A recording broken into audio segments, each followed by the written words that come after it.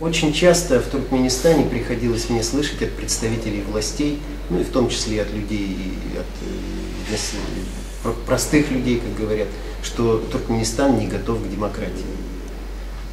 Весь Советский Союз был не готов к демократии, когда началась перестройка и когда начались демократические преобразования.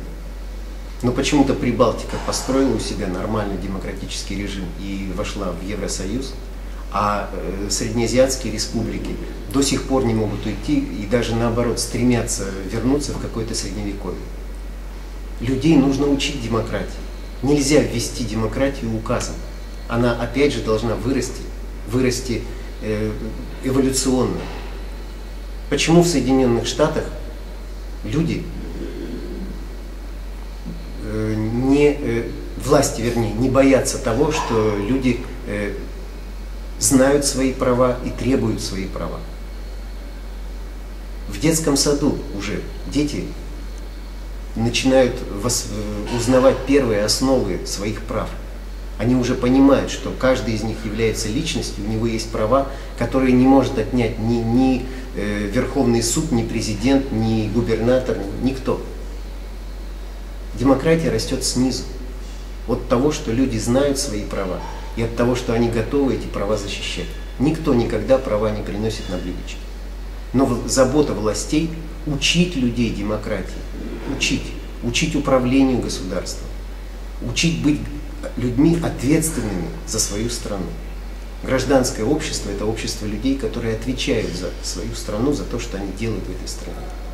Если вы лишаете людей ответственности, то вы получаете кучу иждивенцев, которые только и смотрят на государственную собственность, на государственную политику, как на что-то чужое.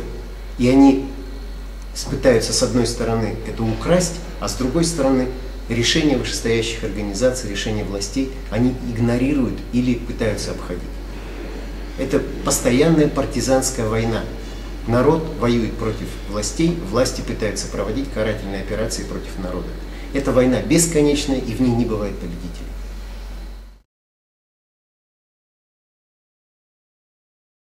Но на самом деле их всегда пытались замалчивать, и никто не любит ни критики, ни выхода какой-то негативной информации.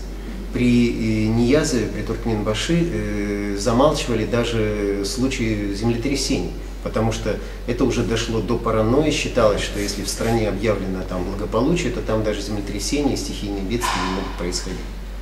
Замалчиваются любые там эпидемии, даже небольшого масштаба. И просто получается властям стыдно за то, что в стране что-то происходит, хотя это совершенно нормально и естественно.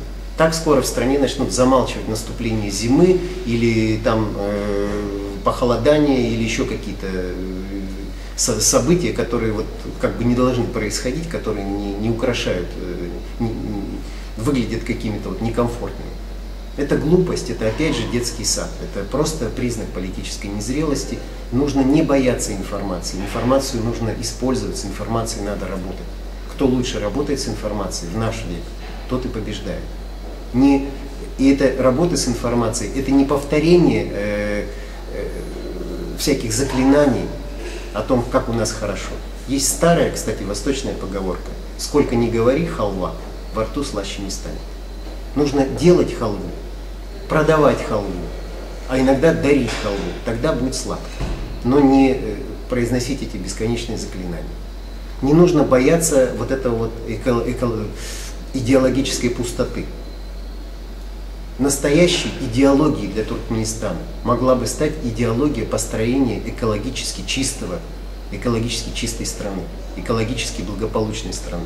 Потому что у Туркменистана есть все экономические предпосылки для того, чтобы переходить на самые современные энергоэффективные технологии. Можно вполне изменить налоговую систему таким образом, что люди будут просто счастливы жить в Туркменистане. В Туркменистан будут рваться люди из других стран, будет просто паломничество. И тогда действительно визовый режим будет необходим Туркменистану для того, чтобы защититься от наплыва желающих там поселиться, чтобы не было перенаселения просто. И тогда не надо будет никого убеждать в том, что жители, что граждане Туркменистана живут в благополучной, счастливой стране. Они будут это знать, они будут уверены в этом. И они будут всячески поддерживать это. Они будут по-настоящему любить свою страну без клятв, без заклинаний. Потому что для них будут созданы все условия для счастливой жизни. Думайте о том, чтобы сделать реальность, а не о том, чтобы ее имитировать.